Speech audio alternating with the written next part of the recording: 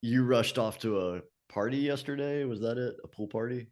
Yeah, Abby had a pool party with some of her friends, so had to get her there and back. And in the meantime, Kathy and I went for a ride.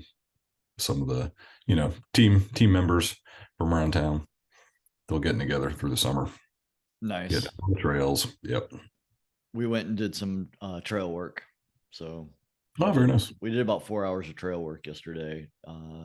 We have a big wooden feature on our trail called the Log Nest Monster that was a huge tree fell down essentially parallel to the trail, like about 3 feet off of it, and it had a massive root ball that like pulled up a section of the trail that we had to kind of route around it.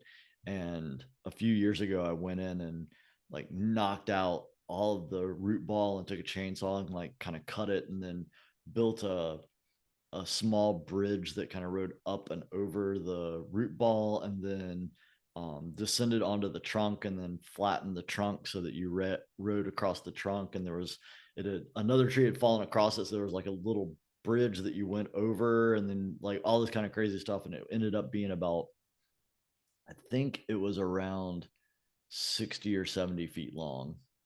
Wow. And it just had gotten to the point to where it all the little slats that I put in, just everything was starting to deteriorate. I mean, wooden features are not forever, so I had to go in and like just pull it apart just out of, sheer don't want anybody to get hurt kind of thing. So that took a Yeah, that's couple exactly hours. right. Did you guys ride? You guys did the clinic. It was in my email to Todd this morning at Henderson Pond on Camp Lejeune years ago. Yes, yes. Yeah, wooden features out there in rough shape. To your point, no one's been taking care of those things. And Yeah, at best wooden features are like going to last a few years, and then you either are constantly maintaining them or you're just kind of like letting them go.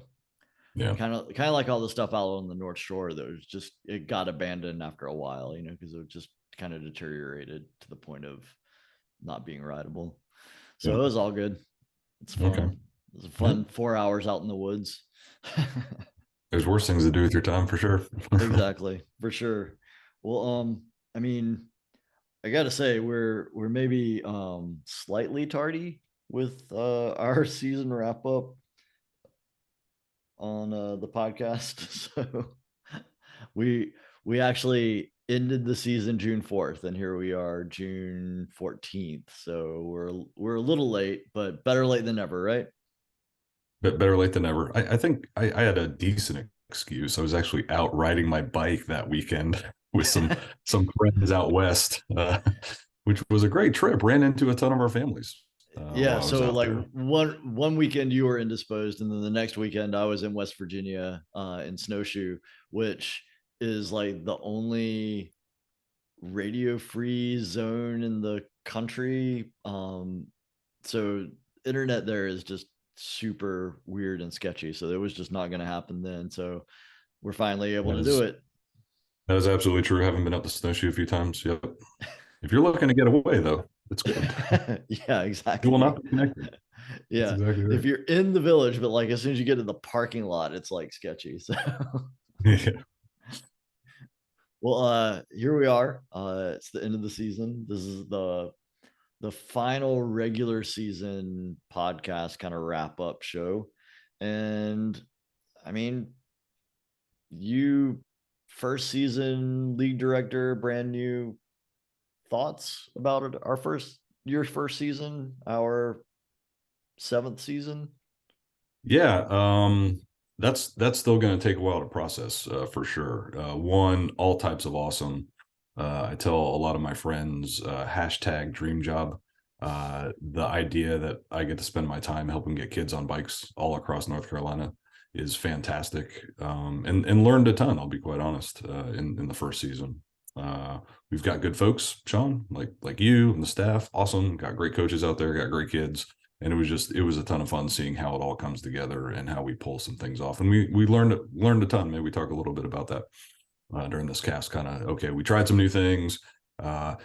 Some things went well. Maybe we need to improve some things. And what I mean by time to process, Just in our announcement section here of the podcast, I this morning I'll send out one more reminder: end of season survey. One more day to fill that out. So coaches, parents, student athletes, tell us how it went. Tell us what went well, what we need to do for next season. Give us your feedback. We absolutely want to hear it, so we can use that over the summer, and as we enter the next season, we can just make ourselves better. So yeah, be on the lookout for that, and I'll get the results of that towards the end of the month here, and maybe we talk about a little bit of that on the next podcast. And to piggyback on that, I've sent out a uh, NICA rule handbook additions and revisions survey for those coaches that kind of have great ideas about things that they see as needing improvement in the actual handbook and how things are done. And so if you have an idea, look for that email. It was sent out to you last week and fill out that form. We're going to take that form through June 30th. And then we've got to meet with the league rules committee and kind of parse through all of those suggestions and sort of get them into a manageable setup that we can then send to NICA for their approval for addition into our league specific rule book. So be aware that you've got that opportunity and just take advantage of it if you want to. There is no need to fill it out. If you have nothing to add, you don't need to fill it out. I'm not looking for everybody to fill it out. Only if you have something and have some thoughts that you want to share with things that could be added or revised about the handbook that we currently have. Yeah, that's a great point, and I am somewhat sensitive to the phrase "survey fatigue." So we have end of season survey. Hey, give us some thoughts on rule changes. This afternoon, Shawn, I'll meet with the NICA analyst to go over our economic impact survey. So all the results are in. If you recall, we asked our folks to tell us how much money you're spending on all of our weekends, lodging and gas and restaurants. So I will see the results of those this afternoon. And that's going to be really helpful as we engage with new communities over the summer. Our venue survey team will be out throughout the summer looking for new venues and scoping out new trails. Very helpful to tell a community, here's how much money we're bringing to your community. And part of that, Shawn, is as we promised, thanks to Industry 9, one of our league sponsors, the folks that filled out every survey. There were 5 people that filled out all surveys. One of those will win that wheel set from Industry 9, and then some other prizes we have at the league for those 5 people that spent the time to fill out all 5 surveys. So thank you, everyone that filled out those surveys. Really, really helpful for us. Yeah, that data is really important when we approach uh, cities and towns about you know trying to have an event there. It's you can see a hierarchy whenever we're dealing with towns, like really large towns and cities are just sort of like it's not that big of a deal, but very small towns like I'm thinking Elizabethtown and Mayodan, those towns, like we are this humongous sort of economic benefit that just like plops down for a weekend and really has an impact on their community, and they really appreciate that, and you can tell by the way that they welcome us and really kind of try to do everything they can to make our events work in their area, which is really appreciated, and this kind of data really helps with us quantifying that impact for them. That's exactly right, and it does sometimes translate into a true tangible financial benefit to the league. And what I mean by that is some of our venues do not charge us a permit fee because they know we're going to invest in that town. Some of the EMS services, don't charge for coming out and supporting us all day on Sunday, and that's really, really helpful. Make our dollar go a little bit more in the league for things like scholarships and loaner bikes and those things we want to do to really help teams and student athletes get on a mountain bike. All right, and so some of the things that we've kind of been talking about for wanting to recap, you want to talk a little bit about kind of the season showdown and some of the things that we did there. Yeah, we tried some new things during season showdown. This season, by design, just as a recap, we wanted to invest a little bit more in Team Trail Core. And wow, yeah, over 1,800 hours. I think we tripled some of our previous season performance. So fantastic job to everyone doing Team Trail Core. We recognized some of those teams and individuals during the award ceremony, during season showdown. And I thank everyone for their patience. That was a little bit long with all of the new awards we had, but I think it was important to recognize Teen Trail Corps efforts, particularly here, 2023 year of the trail in North Carolina. But we made a deliberate decision early in the season to try a few adventure focused activities throughout the season, and season showdown was one of those. Scavenger hunt. I think folks had a really good time on that Saturday, riding their bike around or walking around trying to find all the scavenger hunt activities. So thanks to Shell and the adventure committee for putting that together. And some of the feedback I've received throughout the season, I think we might see it in the survey, is my kid has a great time on the weekend doing course inspection Saturday, doing race on Sunday, but in between, like what is there to do? And I think that a scavenger hunt or an adventure type of activity on Saturday got up a lot of positive feedback on that. So I think that's one of those things we'll sustain and we'll look to do more of in 2024 to give folks kind of a preview of what we're thinking.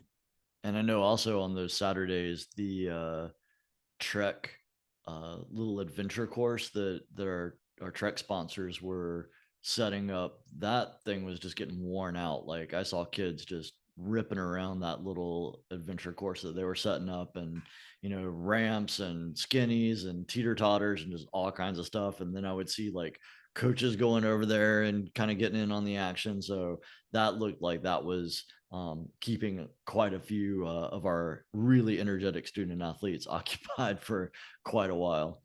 Yeah, I had a good conversation last week with Chad Wolf. That's for those listening to the podcast. What does the staff do after the season? Well, we review like we're doing now, and then we talk about what we want to do for next season. So Chad Wolf from Trek, we mark that as a sustain for next season.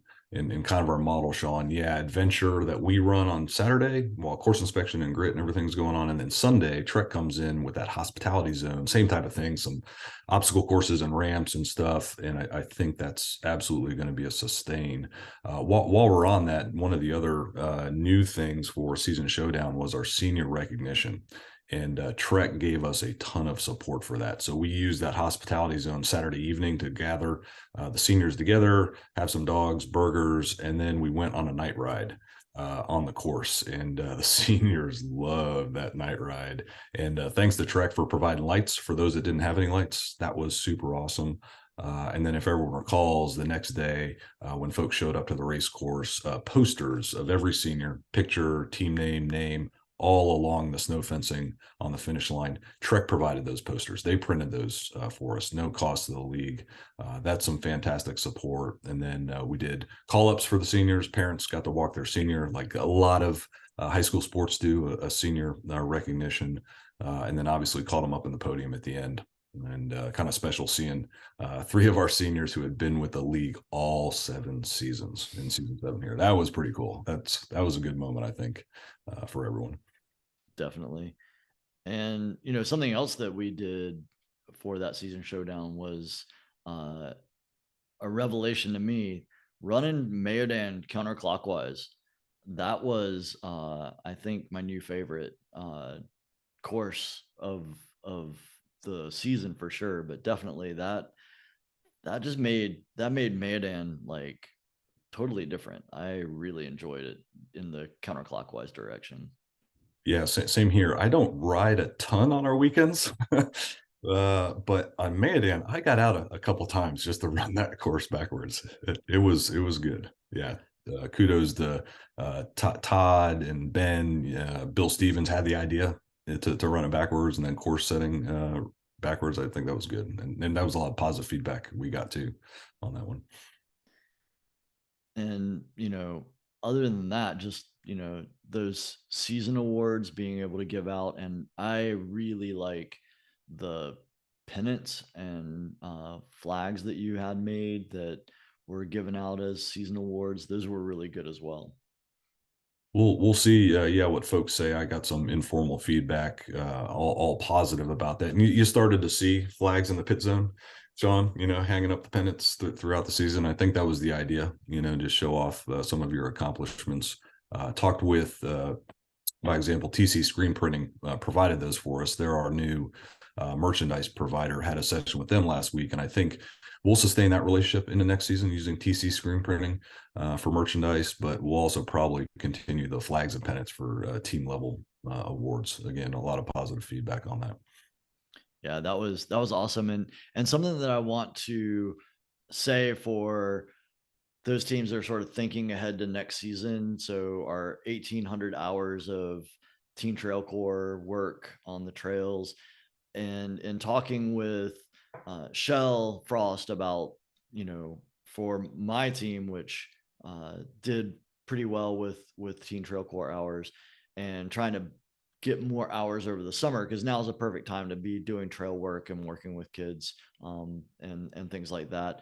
What she advised is not to put any Team Trail Core hours that you're getting since the end of the season into the pit zone, because when it resets before the next season, all of those will be wiped out. And so, what she advised was just keep a log of the hours that are going in now.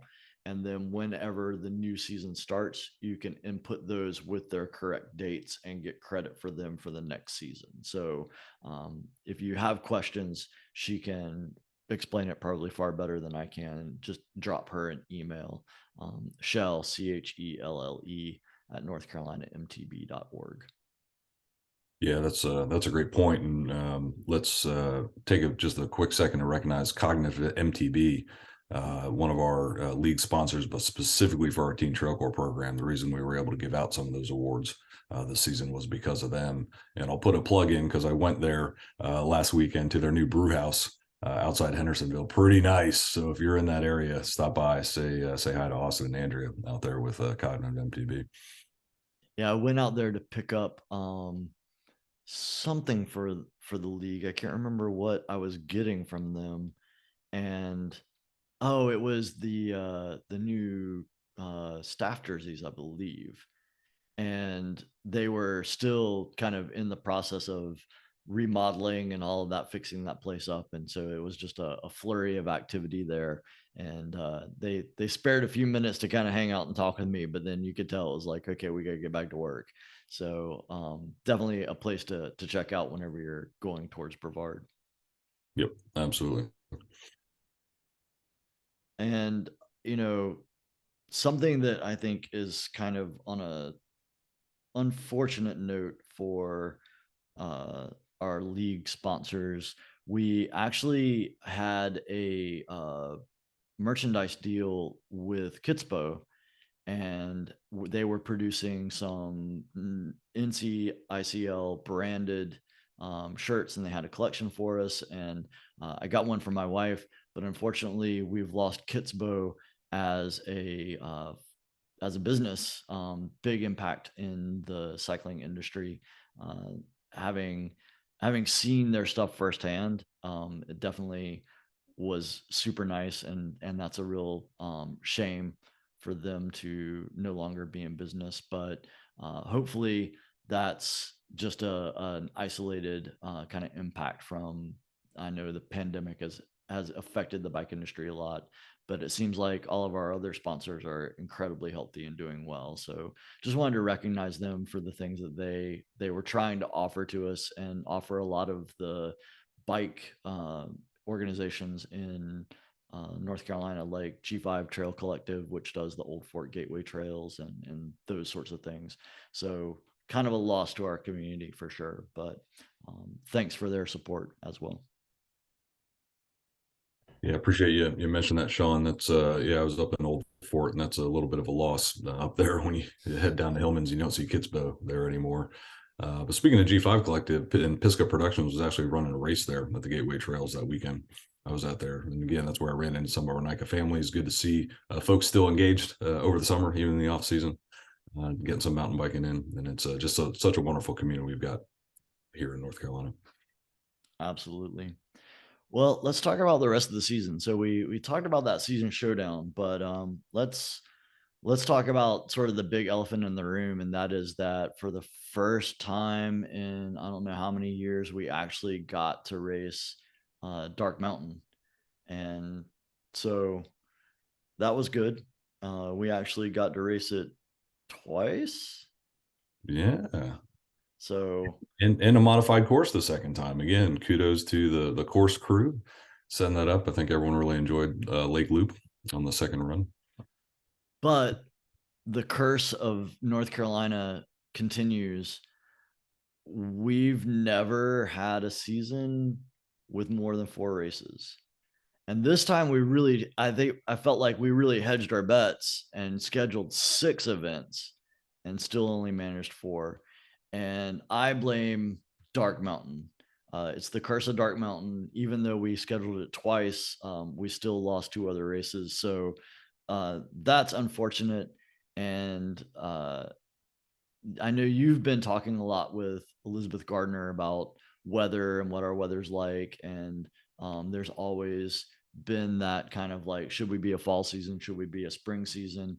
And we really are sort of like trying to do the best we can within the model that NICA currently allows. And there's downsides to both of the seasons. Is it fair to say if we're a fall season, we would start practice in July? Is that correct? Yeah, fall leagues season opens on 1 July, and typically most leagues put their races September through October, a little bit in November, because then you're pressed up against holidays, and you pretty much want to end by the end of November in a fall league. And having grown up in Fayetteville, North Carolina, I know that in July, the weather is typically 100 degrees with like 1,000% humidity, and not anything enjoyable to really be outside of air conditioning. So the idea of having practice is probably a little daunting. I know that Todd and Aaron probably would agree, seeing as they're the Fayetteville team. But those people that are sharing those ideas, definitely we hear you and we listen, but understand that we do weigh kind of like all the pros and cons. And currently there's just not a great fit for either place. So we're trying to do the best we can. But there's not a magic, there's not a silver bullet that by going to a fall league, all of a sudden we're racing 5 races and everything is all fine and dandy either. Yeah, and it is a specific question on the survey, end of season survey. If people want to give us their thoughts on that, happy to hear them. Just like you said, as with anything, happy to hear anyone's thoughts on it. Um, it is obviously weather's been crazy this year. You know, I would say what Elizabeth shared, our spring weather pattern was a bit anomalous. 9 weekends in a row of wet weather is not the norm per se in North Carolina, even though we know is a little bit wetter. And then the other thing, Shawn, just with a fall league, I do think this is a key consideration is the fact that people take vacation. Kids are out from school on 1 July and families are traveling or summer jobs or whatever the case may be. And so you really don't see your student athletes until the end of August, early September. And again, remember, races start September in a fall league. Like that's tough to make sure everyone's ready to do an event thing. But yeah, just like you said, we will take all that into consideration. Just Shawn, so we're clear, we will not be a fall league this year. Normal next year, spring 2024. Just we won't shift that quick. This staff So is so here we are, June 14th, announcing that the season starts July 1. Get ready. Yeah, it's yeah, like I said, but let me segue. Like the staff is amazing. Did some amazing things, even with some of the things we had to deal with. We learned a lot this season. We decided let's not do race caps, and we learned how to manage large categories by splitting fields, and that went okay. We'll review that again, timings of fields and the order of the fields and the like, and but I think we did pretty well with that, and that's probably a sustain if we continue to have those large categories. One of our weather modifications proved we could run a 1-day event. We have that in our hip pocket. That was the first Dark Mountain experience. 60 mile, 80 mile per hour winds on Saturday. No, we're not doing anything in the woods on Saturday. And then we compressed everything to Sunday. And we learned some things from that, didn't we, Shawn? We Hey, did. course inspections, like when it's coach led and we put the general groups together, one lappers and multi lappers, the coaches said that worked great. And we sustained that for the rest of the season. So I think that was good learning. And then the other big takeaway, we learned we could run a compressed schedule. We did that for the second Dark Mountain. Hey, we got to beat this weather system coming in at 3:30 Sunday afternoon.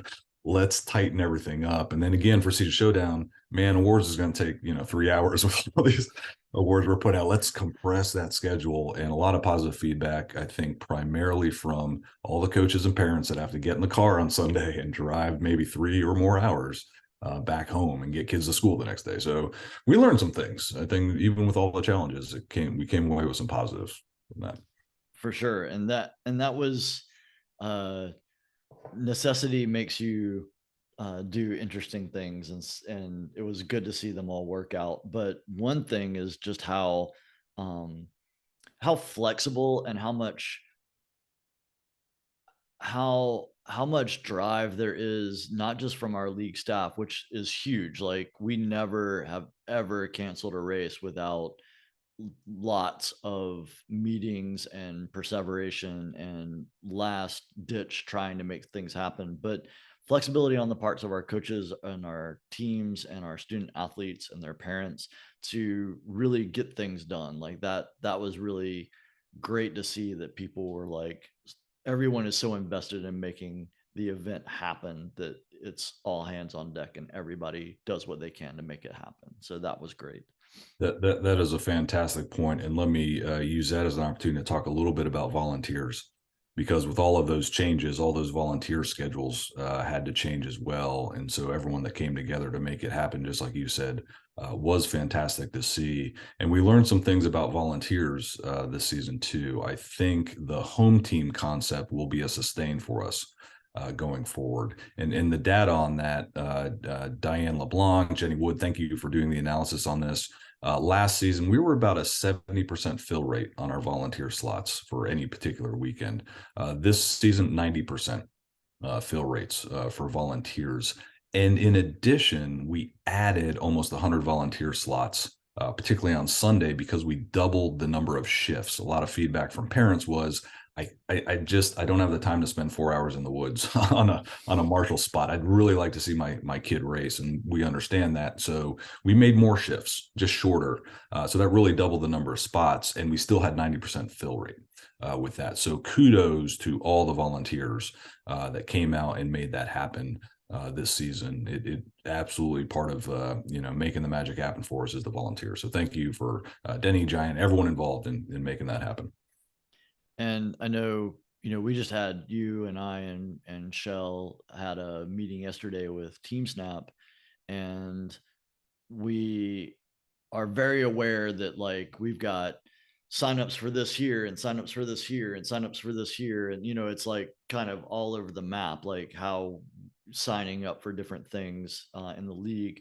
And we are trying to explore ways of sort of bringing that together into one kind of cohesive place to make it a little bit easier on everybody. And that was one of the things that we talked with Team Snap about, that we're going to be looking to do again next year. So we are, I think, continuing with Team Snap for next year for all teams, and we'll be working on our end to get all of that stuff done and set up for everybody. But that, I think, was an interesting idea, that somehow we can do a lot more with it to streamline all of our sign up processes for lots of different things that aren't the race registration input zone. Yeah, and I think that's a message I'll carry forward to the league director conference next week. I'll be in Wisconsin with all the other league directors at the NICA national conference, and that's the one thing that most league directors and me in particular say NICA can do most for us is streamline our communication and our information technology platforms. I think you and I were joking before we came on the podcast, Shawn, about the number of tabs we have open in our browsers. And so the reason that is, at least from my perspective, is I've got a Gmail tab open to communicate in the league. I've got an iterable tab open, which is my mass communication tool. I've got my website tab open to communicate. I've got my Facebook tab open. I've got my Instagram tab open. I've got my TeamSnap tab open. I've got my, if it's one of those crazy weekends, I've got my weather alert tab open to communicate with the league. Is like, boy, it'd be nice to have like one tab to rule them all. Lord of the Tabs.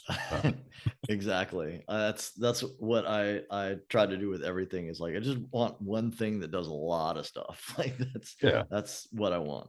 That makes my And life a lot easier. yeah, and for those of you like you, Shawn, and you're running teams as well, like, can we make that easier for the teams to communicate? And yeah, so yeah, definitely on my radar, and we'll do our best to try and streamline some of that stuff going forward. Well, let's unless you have anything that you want to continue with our look back at season 7, let's shift our gaze forward towards pre-season 8. Yeah, I think so. Like I said, maybe the next podcast I'll have some results of end of season surveys, and we'll talk one more time about that. But yeah, let's talk a little bit about what's coming up, Shawn. It's coach training season. That's what we got coming up. So if you haven't heard already, I've communicated this a couple of different places, but again, as many places as we can get it out there. Coach training for OTBS 101 and WFA CPR AED combined training weekends will be starting in August, on August 5th and 6th. Here's going to be the general layout of each training weekend. So, WFA CPR AED training will be hybrid, and that will be offered through Solo Southeast. And so, on the days leading up to the weekend, you will have access to the online training modules that you will need to complete prior to Saturday's class. And then Saturday will be the in-person practical part of the WFA. And that will take place all on Saturday. You'll be over and done, WFA, CPR, AED certified. And then on Sunday, we will run OTBS 101. So the way it will work is the WFA will have 20 slots that are open that go with the OTBS 101 slots of 20 on Sunday. And then there will be an additional set of slots above the number 20 for those coaches that just need to recertify their WFA, CPR, AED. The cost will not be as inexpensive as it was last year. Last year, I had worked out a deal with the teaching hospital at Wake Forest. That was sort of a one-time deal, but we are getting a significantly reduced rate from Solo Southeast, and we'll have final pricing and things like that before we start registration. So August 5th and 6th, we're also going to be doing a coach supporter training. So coach supporters will be getting trained on both the Saturday and the Sunday. So those of you that will be attending OTBS 101 on Sunday, you will have teams of 3 that are giving you your OTBS 101, and one of them will be a coach supporter trainee. The next weekend that we will have training will be August 12th and 13th, then August 26th and 27th, then September 16th and 17th, then the 30th of September and October 1st. And then our league summit is tentatively scheduled for October 7th and 8th.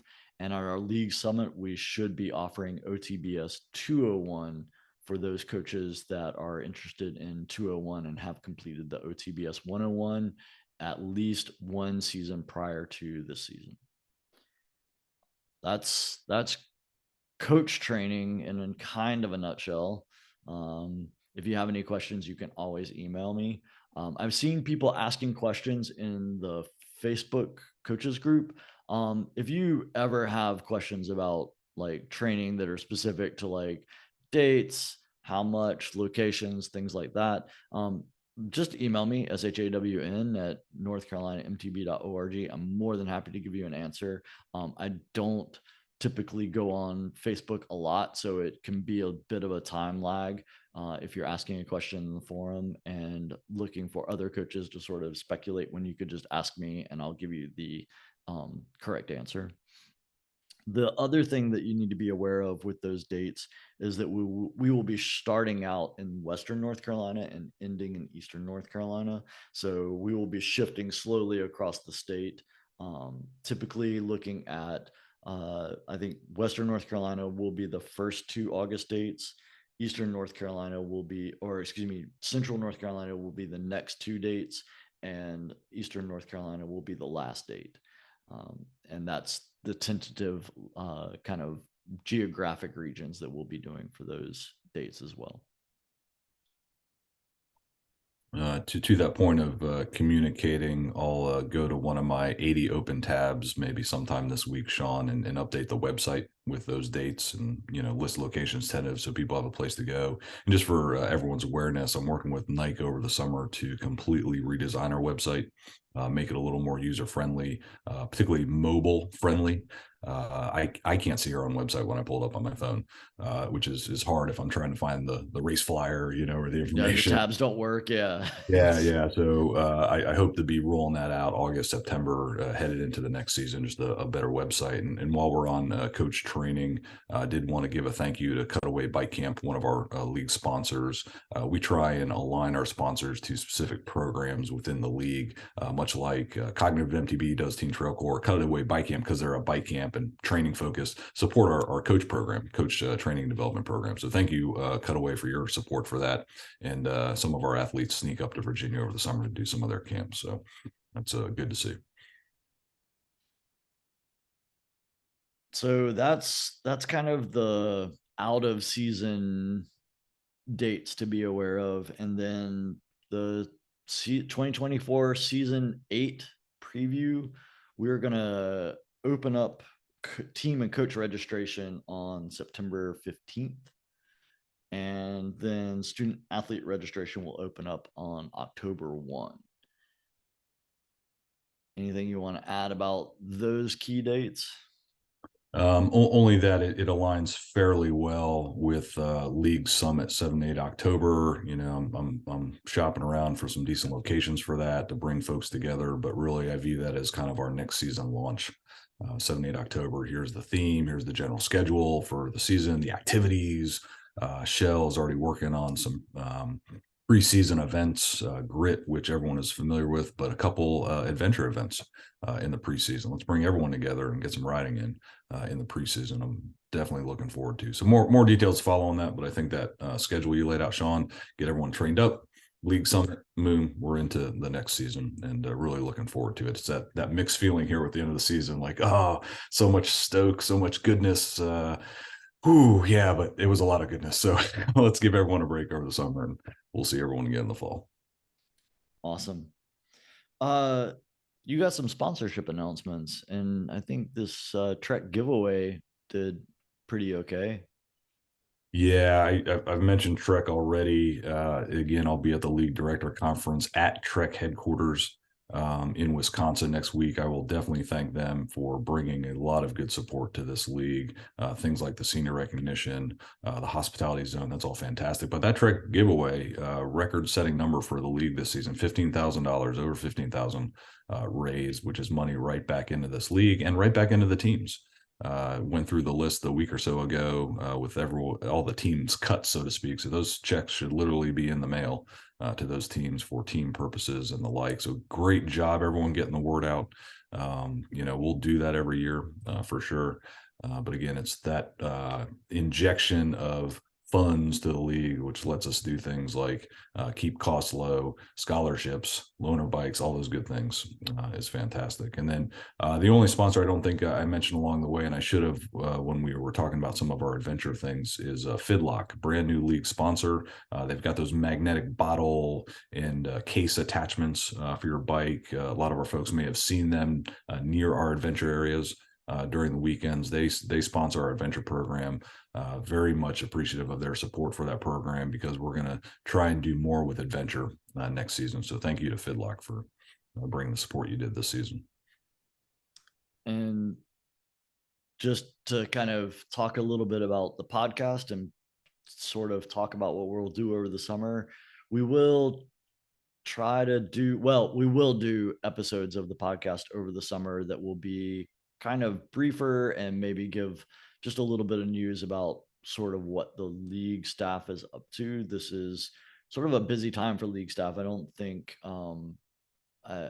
people realize like how much work league staff does the off season from NICA to get ready for the next season and all the things that are being done. But there'll be venue surveys. It seems like the meetings that we have get more, even though you reduce our league staff meetings. It seems like we've got meetings with lots of other people. So definitely, we're busy trying to get set for the next season and make things even bigger and better. And we'll give some updates on that through the summer, kind of on the same schedule that we have been, but a little bit briefer. But one thing we will not deviate from ever is the closing dad joke. And so, Brian, you are so proud of yours, you even wrote it down in the agenda. So you want to go first? I'm not sure it was a pride thing. It was just so I didn't forget by the end of our podcast. But and that's a real dad joke. yes, for sure. But maybe because one, I live on the coast, so I'm a flatlander usually, and I just had that trip out to the mountains a couple weeks ago. Dad joke for this go round is, why are mountains the funniest place to go for summer vacation? Why are they the funniest place to go for summer vacation? Because they're hilarious. Oh, I saw that in the notes, and it didn't get any better in the telling. People wait the entire podcast for that. Well, mine I discovered simply by accident. So, I've been learning Norwegian. You got to spend some time in Norway. I've been learning Norwegian for over a year now, Duolingo every day. But I kind of in what I was doing, I sort of discovered by accident that the Vikings actually, so there's the spoken language and the written language, and then they had a way of communicating that was like they would go into battle and they would have a way to communicate over long distances by sort of beating on their shields, and it's called Norse code. So I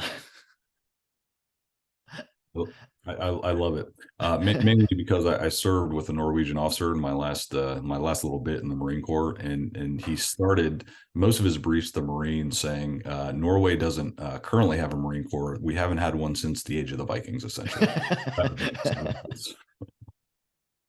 That one hits close to home, Shawn. That was. I'm going to tell him Norse code. I got to text him.